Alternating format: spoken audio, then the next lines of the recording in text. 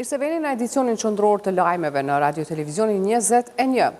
Komisioni qendror I zgjedhjeve ka përditur se është e gatshme të shpallë rezultatin përfundimtar të zgjedhjeve menjëherë pas përfundimit të procedurave ankimore të palëve në PZAP, ndërkohë PZAP ka konfirmuar se ka mbyllur të gjitha ankesat. Pas shpalljes së rezultateve përfundimtare nga KQZ, palët kanë të drejta ankese edhe për një periudhë të caktuar para se të bëhet certifikimi I rezultateve. Komisioni qendror I zgjedhjeve të premten ka përfunduar numërimin e të gjitha votave për zgjedhjet e parakohshme parlamentare të 28 dhjetorit, lidhur me këtë çështje paneli zgjedhor për ankesa dhe parashtresa, tha për Radio Televizionin 21 se në këtë proces zgjedhor ka pranuar gjithsej 73 ankesa për të cilat tashmë PZAP ka marrë vendime. Zëdhënësi KQZ Valmir Elezi bëri të ditur se pas përfundimit të proceseve ankimore, KQZ është e gatshme të shpallë rezultatin përfundimtar të zgjedhjeve. Dhe pasi të përfundoj do të thotë kjo periudhë shqyrtimi këtyre ankesave vendimare, e cila është duke zhvilluar aktualisht, atëherë KQZ mund të shpallë rezultatin përfundimtar. Ndërkaq deri tek certifikimi është gjithashtu një rrugë pothuajse e njëjtë. Paneli zgjedhor për ankesa dhe parashtresa, ndër të tjerash, hodhi poshtë edhe ankesën e kandidatit për deputet nga PDK, Bekim Haxhiu, me arsyetimin se ishte e pasafatshme. Haxhiu ishte ankuar se KQZ ka pranuar fletvëtimet me post pas afatit të caktuar, duke pretenduar kësaj se pranimi dhe numërimi I mbi 23.000 votave ka ndryshuar rezultatin zgjedhor dhe ka lënë atë jashtë kuvendit. Megjithatë, Haxhiu, por edhe palët e tjera, kanë të drejtë të ushtrojnë ankesë edhe në gjykatën supreme, brenda afateve të caktuara. Ndonë se nuk dihet se kur mund të ketë certifikim të rezultateve zgjedhore dhe rrjedhimisht për mbyllje të këtij procesi. Ajo që dihet është se menjëherë pas përfundimit të këtyre procedurave, presidentja duhet të thërrasë seancën konstituive në një afat prej 30 ditësh, thotë ish kryetari I gjykatës së apelit Hasan Shala. Fillimisht duhet verifikimi I mandateve, vetimi, atë edhe zgjedhja e kryetorit me 5 nën kryetarë. Atë konsiderohet që është konstituuar parlamenti. Pas konstituimit të parlamentit, atëherë mandatohet brenda 10 ditë presidentja duhet ta mandaton kryeministrin, I cili pastaj duhet paraqitet në kuvend edhe me qeveri komplet të raportojë edhe të zgjedhet qeveria. Por edhe pse zgjedhjet e 28 dhjetorit krijuan një rezultat shumë të favorshëm për lëvizjen vetvendosje, e cila mund të formojë qeverinë e vetme. Një çështje tjetër e rrezikon ta fusë Kosovën sërish në një blokadë politike, zgjedhja nën kryetarit të kuvendit nga radhët e komunitetit serb. Mund bëhet nëse ka vullnet për me bloku, po unë konsideroj se nëse nuk ka vullnet mu bloku, atëherë dhe drejta për propozim jepet partisë e komunitetit serb, cila ka shumicën. Herën e parë, kur u propozu Rashici më duket, nga ona kryetarit kuvendit u propozu, jo nga ona partia politike. Në kjo është keli dhe unë mendoj që edhe gjykata kushtetuese, edhe pse nuk ka pu vendim hala, atëherë mendoj që do të bjen vendim objektiv, I cili është kushtetuese lidhur edhe me rregullorin e kuvendit. Lëvizja vetvendosje e cila ka siguruar 50 shtatulse në kuvend, ka paralajmëruar se nuk do të votoj asnjë kandidat nga lista serbe për nënkryetar të kuvendit, duke favorizuar rizgjedhjen e deputetit serb Nenad Rashić. Ky I fundit ka shfaqur gatishmëri të hequr nga posti I ministrit për komunitete dhe kthim, por të zgjedhur nënkryetar I kuvendit, nëse këtë ja lejon gjykata kushtetuese. Radio Televizioni 21 merr vesh se ankesa e listës serbe është drejt përfundimit të shqyrtimit. SBA-ja ka sinjalizuar gatishmëri për të rifilluar dialogun strategjik me Kosovën, por gjithçka varet nga hapat e qeverisë së re në këtë drejtim. Shoqata për marrëdhënie shqiptaro-amerikane e ka mirëpritur këtë qëndrim dhe ka kërkuar nga qeveria e re angazhim më të madh që të sigurojë takime të nivelit të lartë në Washington.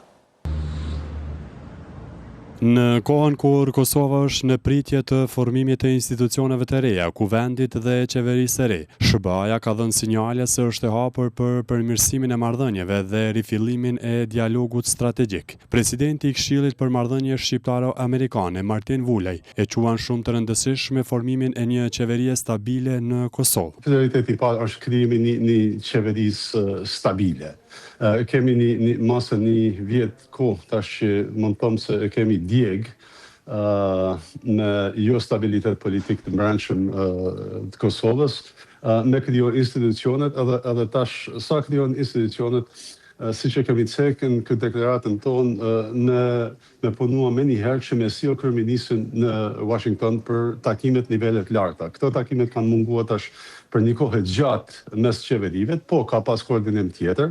Ndërkohë, ligjëruesi i shkencave politike Basri Muja vlerëson se dialogu strategjik SHBA-Kosovë e vendos vendin në një kornizë partneriteti me fuqinë kryesore globale. Dialogu strategjik nuk është një opsion politik, është më tepër themel i vet arkitekturës së shtetit të Kosovës. Në këtë kuptim, sinjalet që vinë nga Washingtoni për mundësinë e heqjes së pezullimeve apo rifreskimit të marrëdhënieve duhet të lexohen drejt politikisht. Kjo parasgjithash tregon që Shtetet e Bashkuara janë të interesuara të rivendosin një marrëdhënie më funksionale, më të koordinuar. Sipas presidentit të Këshillit për Marrëdhënie Shqiptaro-Amerikane dhe ligjëruesit të shkencave politike, dialogu strategjik SHBA-Kosovë ka rëndësi të madhe si në rrafshin politik, ashtu edhe në atë ekonomik. Me një koordinim më të ngushtë mund të realizohet për shembull se si me kriju kushtet për investimet kompanive të amerikane.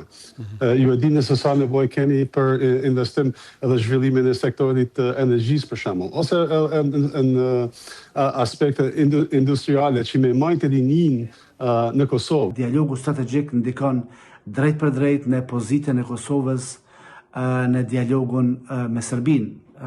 Me mbështetjen amerikane, Kosova hyn në këtë proces si palë e mbrojtur politikisht dhe strategjikisht. SHBA-ja e pezulloi dialogun me Kosovën në shtator të vitit e kaluar për shkak të veprimeve të pakoordinuara të qeverisë Kurti.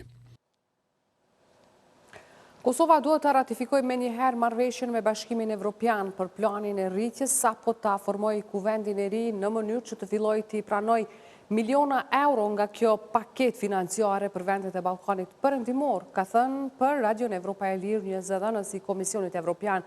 Kosova ishte ndër të parat që e miratoi agjendën e reformave në vitin 2024, por nuk ka qenë në gjendje t'i gëzojë të ullat për shkak të mungesës së një kuvendi funksional për ta ratifikuar marrëveshjen formale me bllokun.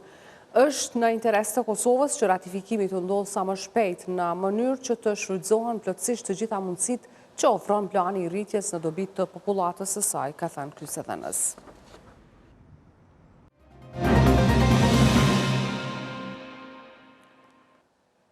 Muajin e ardhshëm në gjykatën speciale nis cikli i seancave në të cilat janë parapar fjalimet përmbyllëse të prokurorisë specializuar dhe të palës mbrojtëse të ish-krerëve të UÇK-s. Avokatët thonë se kjo është faza e fundit e procesit gjyqësor dhe se vendimi i shkallës së parë pritet të jepet në pjesën e parë të këtij viti. Procesi gjyqësor ndaj ish-krerëve të UÇK-s po shkon drejt përfundimit. Sipas agjendës që ka siguruar Radio Televizioni 21, me 9 shkurt është parapar fjala përmbyllëse e zyres së prokurorit të specializuar, e cila pritet të zgjasë 2 ditë me rreth 7 orë fjalime, për të u pasuar me fjalen përmbyllëse të këshilltarit ligjor të viktimave. Nga e mërkura me 11 deri me 18 shkurt janë parapar fjalet përmbyllëse të mbrojtjes së Hashim Thaqit, Kadri Veselit, Jakub Krasniqit dhe Recep Selimit. Sipas agjendës, fjalimet përmbyllëse janë parapar edhe për ish-krerët e UÇK-s, të cilët do të kenë nga 20 minuta secili. Avokati Ardian Bajraktari tha se procesi gjyqësor ndaj ish-krerëve të UÇK-s është drejt përfundimit dhe se vendimi i shkallës së parë mund të jepet në pjesën e parë të këtij viti. Në këtë drejtim, unë kam përshtypjen që pala mbrojtëse në raport me prokurorinë ndodhet një avantazh bukur të madh në raport me besueshmërinë edhe të dëshmitarëve, mirë po edhe të dokumenteve të tjera në drejtim të kundërargumentimit të suksesshëm të tezave të prokurorisë, për shkak unë jam i bindur që deri më tash nuk është arritur me u argumentu 2 prej elementeve esenciale, siç është çështja e hierarkisë komanduese, si dhe ushtrimit efektiv të kontrollit, që janë 2 prej bazave themelore ose esenciale që do të mund t'i bënin përgjegjës i shkrerit të ushtrisë ligjimtare të Kosovës. Avokati Bajraktari vlerëson se procesi gjyqësor ndaj ish-krerëve të UÇK-s është karakterizuar me mungesë transparence. Ai thotë se gjykata speciale, duke përfshirë edhe ish-kryeprokurorin e Hagës Jack Smith, ka bërë përndjekje ndaj të akuzuarve. Vetë momentumi i ngritjes përkatësisht bërjes publike të njoftimit në lidhje me akuzat për zotë Thaçit dhe të tjerët, pastaj involvimi i zotit Smith në çështje të natyrës që pavarësisht që janë përtej gjykatës speciale, në bindjen time vetëm e kanë shpërfaqë që atë që kemi thënë që në krye të që kjo gjykatë ka qenë përveç speciale ka qenë politike dhe komplet ecuria procesit ka qenë si e tillë. Prandaj këto janë edhe argumente shtesë që shkojnë në funksion të asaj që kujt i ka shërbyer dhe kujt i shërben kjo gjykatë, e që natyrisht fakti që është ngritur mbi bazën e provave, mbi bazën e materialeve që janë përgatitur, përkatësisht janë servuar nga makineria e Beogradit dhe me involvim edhe me mbështetje edhe të Moskës, natyrisht që gjitha këto e bëjnë që ky proces të jetë i padrejtë, të jetë i dëmshëm, edhe për të kaluarën, edhe për tashmen, mirë po edhe për të ardhmen e vendit, mirë po megjithatë unë jam optimist që vetëm një vendim pafajësie përkatësisht vendim lirues për ish-krerët e UÇK-s do të mund t'i mbyllte gjitha këto dëmet, të cilat natyrisht që të kundërtën mund të jenë me pasoja jashtëzakonisht të mëdha për vendin. Ndërkohë raportohet se FBI ka zbuluar se ish-kryeprokurori i gjykatës speciale Jack Smith ka penguar dëshmitar kundër Donald Trump, për çka akuzohet se ka vepruar në mënyrë të ngjashme edhe kundër UÇK-s. Sipas dëshmive të FBI, kur Jack Smith po punonte në hetime dhe me pas në aktakuzën kundër Donald Trumpit, dokumentet tregojnë se metodat ishin pothuajse të njëjta me ato që kishte aplikuar në ndjekjen e ish-krerëve të ushtrisë lirimtare të Kosovës në Hagë. Dënim i përjetshëm është kërkuar edhe sot për Miloš Pleskovićin, i akuzuar për krime lufte në zonën e Prizrenit. Në seancën e sotme të gjykatës së apelit është shkurtuar ankesa e avokatës së të akuzuarit ndaj vendimit të gjykatës themelore në Prishtinë, ku akuzohet për krime lufte në zonën e Prizrenit. Prokuroria e apelit propozon refuzimin e saj. Nëna e 2 djemve binjak të vrarë në Prizren, Mirije Daçaj, ka kërkuar edhe një herë burgim të përjetshëm për Miloš Pleskovićin, i cili akuzohet për krime lufte në zonën e Prizrenit. Unë për jetë, të mi kam me 2 djetë, për jetë. Mi ka me 2 djetë, natë, sa ku parë, mi ka dërmu djetë. Kom pa që ka me shtinë tokë. Dënim të përjetshëm ka kërkuar edhe avokati Gent Gjini, i cili tha se ky krim është makabër. Sot do të thonë gjykata e apelit e ka mundësinë edhe një herë mi vërtu gjërat, sepse kemi të bëjmë me një kriminal tipik i grupit Arkanovićve, sepse zoni Smiria ka mbytur 2 djemë të ri mund në qendër të qytetit, pra afër Kalas Prizrenit, dhe ai krim ka qenë makabër dhe dënimi prej 15 viteve është dënim i vogël. Dискrimimi më i madh është se ky po dënohet me ligjin e Jugosllavisë. Ne pse ta dënojmë një kriminal me ligjin e Jugosllavisë kur ne kemi ligjin e Tribunalit të Hagës, ku këta kriminal do të dënohen me dënim të përjetshëm, sepse krimi është makabër dhe për këtë zonja Mirie lyp drejtësi. Në seancën e sotme, avokatja të akuzuarit Jovana Filipović ka pretenduar se ky krim nuk është kryer nga Pleskovići. Ndërkohë, avokati Blen Gjini e konsideroi tallje, për çka paralajmëroi se nuk do të ndalen së kërkuari burgim të përjetshëm. Avokatja që mbrojti në kriminalin lufte, vetë na ka prezantuar foto që ka qenë si turist në Prizren. Do të thonë me çdo foto kjo do të më tregu që nuk ka të bëjë as pak me vrasjen e luftarëve civil.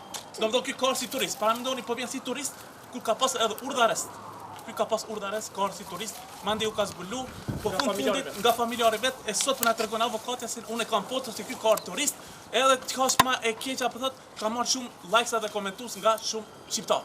Kjo është një tallje me ne, po ne s'do të ndalemi derisa të kërkojmë burgim për jetën. Miloš Plesković është dënuar me 15 vjet burgim më 31 korrik 2025, ku i njëjti akuzohet për vrasjen e 3 civilëve shqiptar dhe plagosjen e disa të tjerëve gjatë luftës në Kosovë. Është hyrë seanca gjyqësore ndaj kryeshefit ekzekutiv të Korporatës Energjetike të Kosovës Nagib Krasniqi, i cili po akuzohet për keqpërdorim të pozitës apo autoritetit zyrtar. Kjo pasi kryetari i trupit gjykues Erben Hoti është avancuar në gjykatën e apelit. Anulimin e seancës gjyqësore ndaj kryeshefit ekzekutiv të Kekut e ka konfirmuar zyrtarja për informim në gjykatën themelore të Prishtinës Mirlinda Gashi, e cila tha se për këtë lëndë gjyqësore së shpejti do të caktohet gjyqtari i ri.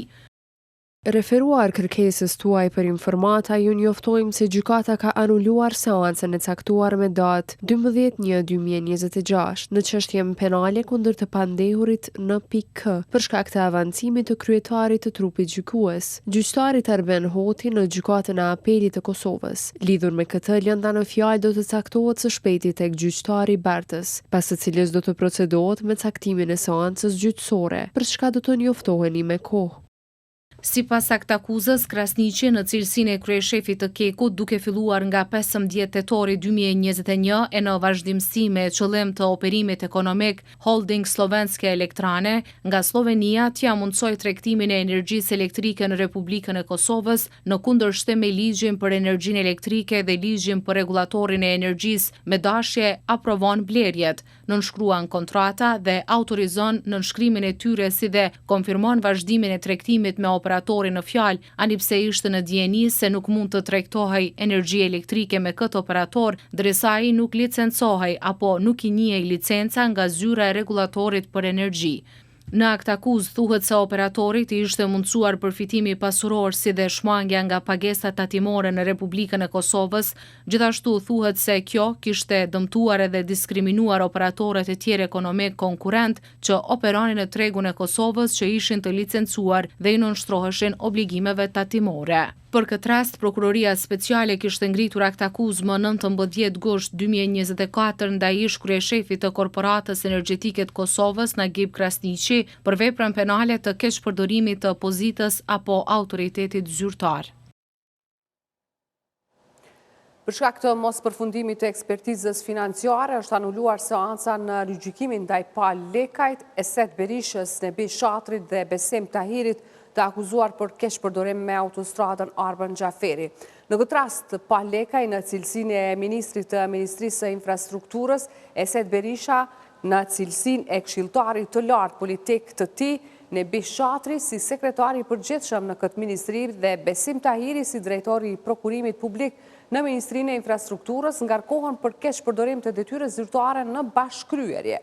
Kryetarja e gjykatës themelore në Prishtinë, Albina Shabani Rama, ka refuzuar kërkesën për përjashtimin e kryetarës së trupit gjykues Violeta Nimani Hajran nga gjykimi i rastit të njohur si 53 milionshi. Kërkesë kjo e parashtruar nga i akuzuari Eset Berisha. Gjykata themelore në Prishtinë më 31 janar 2024 i shpalli fajtor dhe i dënoi me 10 vjet e 3 muaj burgim së bashku Palekajn, Eset Berishën, Nebi Shatrin dhe Besim Tahirin për rastin e njohur si 53 milionshi, por gjykata e apelit e ka kthyer rastin në rigjykim. Rreshtet e ditëve të fundit kanë shkaktuar vështirësi për fillimin e gjysmëvjetorit të dytë shkollor për disa komuna. Në komunën e Fushë Kosovës, Drenasit dhe Malishevës sot nuk nisi mësimi. Në anën tjetër, teksa Zbashku kritikon mungesën e koordinimit të institucioneve arsimore për një vendim të unifikuar në nivel vendi. Moti me shi dhe vështrimet e fundit kanë krijuar vështirësi serioze në procesin mësimor në disa komuna të Kosovës. Komuna që e shtyu procesin mësimor për një javë është ajo e Fushë Kosovës. Drejtori për arsim në këtë komunë tregon arsyet. Aty janë dy kaldoja, njëra është e vogël edhe nuk ka kapacitet për me ngro objektin, për çata dhe kemi vendos me shty fillimin për një javë ku do të intervenojmë që të rregullohet kaldoja e madhe, e cila pastaj rrit kapacitetin edhe ngro shkollën. Normal që me kaldojen e vogël aty është ndez kaldoja për arsye të mirëmbajtjes dhe për arsye të tjera, po jo na e dim që s'ka kapacitet ajo kaldojë. Pjesa tjetër që na përket neve, besoj që kemi me po maksimumin që të hanën me fillu procesin në mënyrë të rregullt. Në shkollën qendrore dhe më të madhe të komunës së Fushë Kosovës Miel Grameno nuk gjetëm as drejtorin e as rojën e objektit. Dyert e shkollës ishin të mbyllura me dry. Ndërkohë në komunën e Prishtinës ndonë se java e kaluar ishte pa mësim, procesi tashmë ka rifilluar. Ekipi ynë vizitoi shkollën Meto Baraktari në qendër të kryeqytetit, ku zëvendës drejtoresha Nafie Rusinovci konfirmoi se mësimi ka nisur dhe gjithçka po zhvillohet normalisht. Sot ka filluar procesi si çdo shkollë tjetër në komunën e Prishtinës në nivel shumë të duhur. Nxemjet kanë qenë në nivel të gjatë pushimit, do thotë. Kryetari i Bashkut Rahmani Asharaj ka deklaruar se shtyrja e mësimit në disa komuna është bërë pa koordinim të mjaftueshëm dhe pa një vendim të unifikuar në nivel vendi. Ky mungesë e koordinimit nuk është i ri, i nëkojtanishëm, ka ndodhur çemati sepse Ministria e Arsimit nuk mbaj mend në 3 vitet e fundit nëse ka mbajtur ndonjë mbledhje me ne ose jo, po edhe me Këshillin e Prindërve mbledhjet kanë qenë të rralla, e veçmas duhet mbajt mbledhje me drejtoritë arsimore të arsimit sepse ato janë në teren, ato janë në komunat e tyre, e dinë gjendjen më mirë se të tjerë dhe do të kishte informacione të bollshme, edhe është mirë kur vendoset diçka të vendoset tërsi në Kosovë e jo komuna vet, ai tjetri vet, moshtin të vetën, sepse në këtë mënyrë krijohen edhe hutitë e prindërit. Ndërkohë mësimi në Malishev dhe Drenas pritet të vazhdojë gjatë kësaj jave nëse kushtet atmosferike do e lejojnë, kurse në Fushë Kosovë autoritetet komunale kanë paralajmëruar që nxënësit do të kthehen në bankat shkollore të hënën e ardhshme. Ministrja në detyrë e arsimit Arbrije Nagafci ka thënë se në disa komuna mësimi nuk ka nisur edhe për shkak të problemeve me ngrohje, teksa ka fajsuar drejtoritë për keq organizim. Ajo e ka quajtur absurde mbetjen pa ngrohje në shkolla në këtë kohë të ftohtë. Kjo është shumë problem, por është përgjegjësi e komunës, përgjegjësi kompetencë ligjore e komunës, gjithsesi ata duhet të raportojnë në detaje dhe çdo orë humbur duhet të zëvendësohet. Edhe natyrisht duhet të adresohet që probleme të tilla të mos ndodhin të ardhmen, sepse është absurde që të mbeten pa lënë të para ngrohen në mes të periudhës së dimrit. Kjo pa përgjegjësi edhe keq organizim nuk ka të bëjë me kurse të çështja e vërshimeve, por është diçka e pa planifikuar edhe në aspekt të faktorëve të jashtëm natyror këtë. Komuna e Lipjanit po vazhdon të vlerësoj dëmet e shkaktuara nga vërshimet e ditëve të fundit, si në infrastrukturë, ashtu edhe në ekonomitë familjare. Si pasojë e përmbytjeve u dëmtuan edhe 2 ura. Drejtues të kësaj komune tha se ura në Smallush tashmë ka filluar të rindërtohet.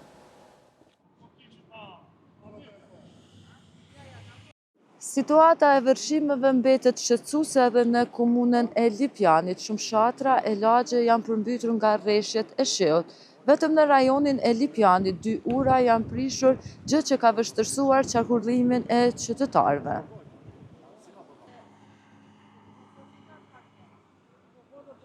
Komuna ka ndërmarrë veprime shumë shpejt edhe si pesheni ura po ndërtohet, nasta nuk ndërtohet në atë cilësinë e duhur, po të paktën më bë kaluse. Që kjo lagja kënena po, se tash fëmija në shkollë, këta ka një pjesë që duhet me shku rrezë të nena, po të paktën dome nuk ka bëhe përveç së jurës. Ja ka nërë shumë milim.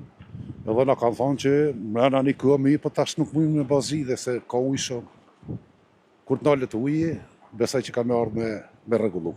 Jo, i vetëmi që to e kem një farë pudrumi, sallan e ka pas, e ju kanë prish dhe mobile dhe dishka. Së tjetër ka ju. Kryetari i komunës së Lipjanit, Imre Ahmeti, tha se ekipet janë në teren për vlerësimin e dëmeve. Domet, po besoj që ditëve në vim do t'i konstatojmë sakt vlerën e domit, po aktualisht janë 2 ura përkatësisht 3, edhe një është në Aklap, një është në Smallush dhe tjetra është në Gadime, të cilat janë të rënura. Njërën prej tyre kemi fillu me ndërtu me njerë, sepse është rrugë kryesore e fshatit Smallush. Ndërkësh të tjera, po besoj ditëve tashme do të rifillohet me njerë për me i punu edhe ato 2 ura të tjera. Ndërsa një banor nga fshati Gadime epërme për vërshimet fajson edhe një kompani të kontraktuar nga komuna, e cila kishte punuar për rregullimin e shtratit të lumit. Si kompani që u kom privata që shë kanë morë din ata e kanë po pasrimin e lumit edhe u dëmtu që kja. Se që kja nuk u konë që kja pjesë qështë. Ka pos vërshime, ka dalë shtrati për lumit, po e ku mbrojtën e gjithë mund këtë pjesë me betona, me gure, me sene shakumujtë si privatnik mi qitë. sikur knejna por që është zidune. Po ta është e kam po dam, s'po dim në pikujnë më anku. Edhe pse s'janë ardhur hala me marrë kur formasa. Por kryetari i komunës Imre Ahmeti i hedh poshtë këto pretendime. Nuk e di, kompania ka dëmtu shtratën e lumit, nuk e di qysh ka mujt me dëmtu shtratën e lumit. Ndoshta ka mund të thotë e ka dëmtu urën, duke kalu me kamion apo sido që tjetë, na nuk mund të nxjerrim konstatim pa çu ekipet tona profesionale atje. Ahmeti tha se pas verifikimit të dëmeve në komunën e Lipjanit do të kërkojnë nga qeveria e Kosovës të kompenzojë familjet që kanë psuar nga këto vërshime.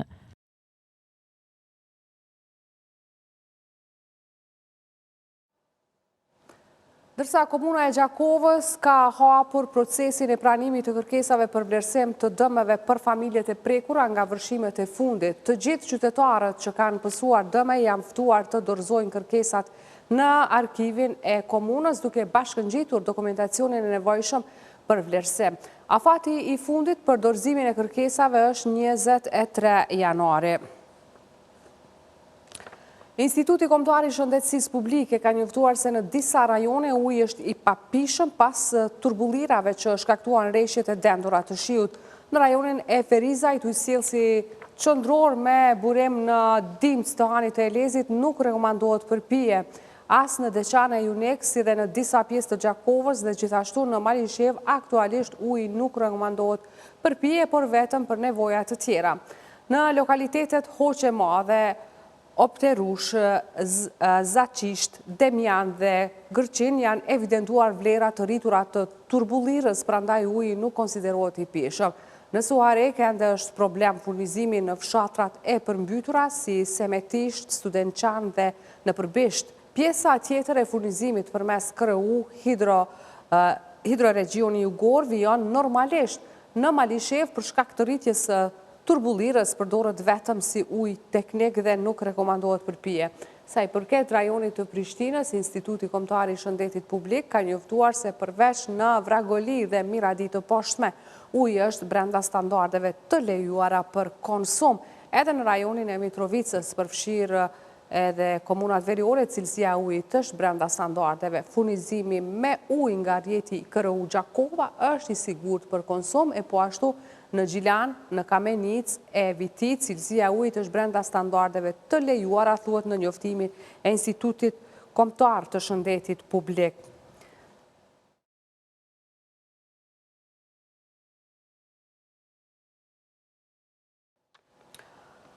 Në Kosovë, çmimet e produkteve në muajin dhjetor kanë shënuar një rritje prej 0,7% krahasuar me muajin nëntor të vitit të kaluar, ndërkohë sipas ASK-s vitin 2026 Kosova e nisi me një inflacion prej 5,3%.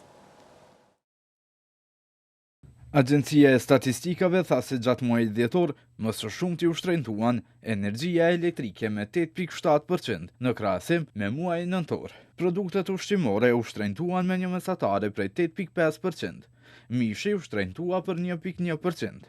Shtrentim në dhjetor krahasuar me nëntorin, patën edhe produktet e qumshtit dhe vezët, të cilat brenda një muaji u shtrentuan për 0,7%.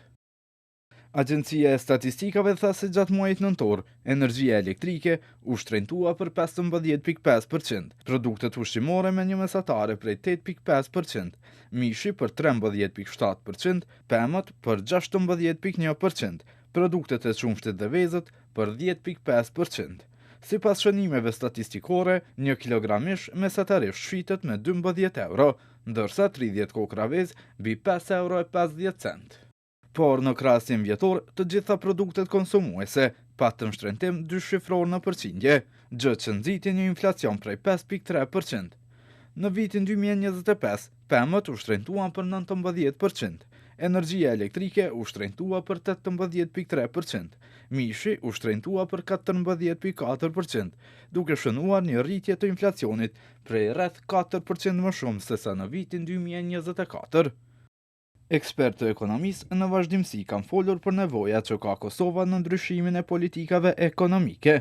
me që sipas tyre, kur inflacioni mbërrim shkallën prej mbi 5%, është e vështirë që i njëjti të frenohet. Kosova, përveç shkallës të lartë të inflacionit vitin 2025, e ka mbyllur edhe me një bilanc tregtar të jetë negativ, pasi që në vitin 2025 Kosova ka thyer rekord në produkte të importuara, produkte të cilat vlerësohet se janë shkaktari kryesor i inflacionit të lartë në vendin tonë. Banka Qendrore e Kosovës u ka bërë thirrje qytetarëve për kujdes nga një fushat mashtruese që po qarkullon aktualisht përmes mesazheve. Në thirrjen e BÇK-s thuhet se mesazhet paraqiten në mënyrë të rreme si njoftime nga bankat komerciale me qëllim mashtrimin dhe vjedhjen e të dhënave financiare. Këto mesazhe thuhet se mund të përmbajnë lidhje të rreme dhe kërkesa urgjente për veprim. Për të mbrojtur sigurinë tuaj online, BÇK ju këshillon që të ruani me kujdes të dhënat e kartelës suaj dhe mos i ndani kurrë ato përmes emailit, SMS-ve apo telefonit me persona të paautorizuar dhe raportoni menjëherë çdo mesazh të dyshim të banka ose institucioni juaj financiar, thuhet në thirrjen e BÇK-s. Ditë më parë, policia e Kosovës ka njoftuar se ndërmjet SMS-ëve po pretendohet rrajshëm për gjoba trafiku dhe kinse janë dërguar nga autoritetet e trafiku të Kosovës. Policia u ka bërë thirrje qytetarëve të mos hapin vegëzat për të cilat kanë thënë se janë mashtrim.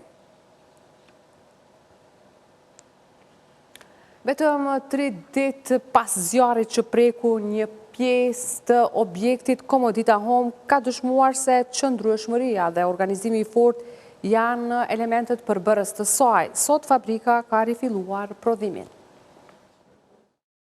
Pavarësisht dëmeve materiale, kompania ka vendosur të vazhdoj aktivitetin pa ndërprerje për t'u gjendur afër punëtorëve dhe për të ruajtur funksionimin e zinxhirit të prodhimit. Drejtoresha operative Granita Bunari tha se anipse po shfrytëzohet veç 60% e objektit, kjo i ka gëzuar punëtorët dhe riakomodimi i pajisjeve ka vijuar. Ajo që ka mund të themi momentalisht është që rreth 40% e hapësirave prodhuese janë të prekura nga ky dëm dhe janë totalisht të pashfrytëzueshme, por 60% tjetër e hapësirave veç janë riakomoduar dhe janë risistemuar makineritë dhe procesi punës ka filluar normalisht. Që nga dita e incidentit, situata është ndjekur nga afër edhe nga institucionet lokale. Kryetari i komunës së Gjakovës, Ardian Gjini, vizitoi sërish fabrikën sot, ku u informua për gjendjen aktuale dhe ecurinë e punimeve nga pronari kompanisë Shkëlqim Devolli, i cili sot shoqërohej edhe nga vëllai Blerim Devolli, pronar i Devolli Group. Gjini vlerësoi lart rëndësinë e Komodita Home për ekonominë lokale dhe atë kombëtare, duke theksuar se bëhet fjalë për një hallk kyçe të industrisë prodhuese dhe eksportuese. Edhe me të vërtetë është gjë e mirë që sot ka rifilluar kaq shpejt pasi domi shumë të madh. Kom qenë këtu edhe atëherë, unë i përgëzoj menaxhmentin, pronarët edhe punëtorët që janë kthyer të gjithë në punë, është diçka tepër e mirë për ekonominë e Gjakovës, për gjitha lëmit tjera të ekonomisë, por e thënë edhe një herë, është zinxhir i cili nuk guxon nuk kaput, mirë po edhe për Kosovën, është diçka jashtëzakonshme, po flasim për eksportuesin më të madh në Kosovë. Rikthimi i shpejt i prodhimit u përshëndet edhe nga komuniteti i biznesit. Oda ekonomike e Kosovës dhe Oda ekonomike amerikane në Kosovë e cilësuan reagimin e Komodita Home si shembull të menaxhimit dhe përgjegjësisë korporative. Me të vërtetë do të mja apelën zotit Shkëlqim Devolli që ka arrit në një periudhë kaq të shkurt kohore ta rifilloj prodhimin dhe punëtorët mos ta ndinë dhe ekonomia e Kosovës mos ta ndinë nga daljen e prodhimit ose në uljen e eksportit të motrave. Kështu që është dita më e bukur për Kosovën në këtë fillim vit dhe lajmi më i mirë për këtë fillim vit. Nga Oda ekonomike amerikane nuk u befasuan me rinisjen e punës. Realisht, unë nuk befasohem me rinisin ka shpejt punës, duke e ditur krejt qëndrueshmërinë që e karakterizon edhe korporatën Devolli edhe natyrisht pronarin e saj, sot i Shkëlqim Devolli, është diçka që e kemi parë për gjatë viteve, pavarësisht vështirësive në një vend i cili nuk ofron ndoshta kushtet më të mira për të bërë biznes. Korporata Devolli gjithmonë ja ka dalë që ta bëj dallimin edhe të krijojë mira vende pune edhe natyrisht jetë njëri ndër tatim paguesit më të mëdhej të vendit. Edhe pse shkaku i sakt i zjarit ende nuk është bërë i ditur, drejtuesit e kompanisë konfirmojnë se prodhimi po vazhdon me intensitet të shtuar dhe se Komodita Home pritet shumë shpejt të rikthehet në kapacitet të plot. Me mira vende pune, prani të fortë në eksport dhe kontribut të rëndësishëm fiskal, Komodita Home mbetet një nga shtyllat kryesore të ekonomisë së Kosovës. Presidenteja Vjosa Osmani ka dekoruar personalitetin botror të sportit Hasan Arat në vlerësim të kontributit të tij në sportin ndërkombëtar, si dhe të rolit e përkushtimit në procesin e kandidimit të Kosovës për organizimin e lojrave mesdhetare Prishtina 2030. Osmani theksoi se Arat ka dhënë kontribut të çmueshëm në promovimin e sportit të Kosovës në arenën ndërkombëtare, duke kulmuar me angazhimin e tij që Kosova ta fitojë të drejtën e organizimit të lojrave mesdhetare Prishtina 2030. Zoti Hasan Arat ka dhënë një kontribut të jashtëzakonshëm në mbështetjen e sportit ndërkombëtar dhe në veçanti me përkrahjen e vazhdueshme të Republikën e Kosovës. Kjo përfshirje dhe ky angazhim kanë kulmuar me kontributin e tij vendimtar në procesin e kandidaturës së Kosovës për organizimin e lojrave mesdhetare Prishtina 2030, një moment historik për shtetin tonë dhe për sportin kosovar.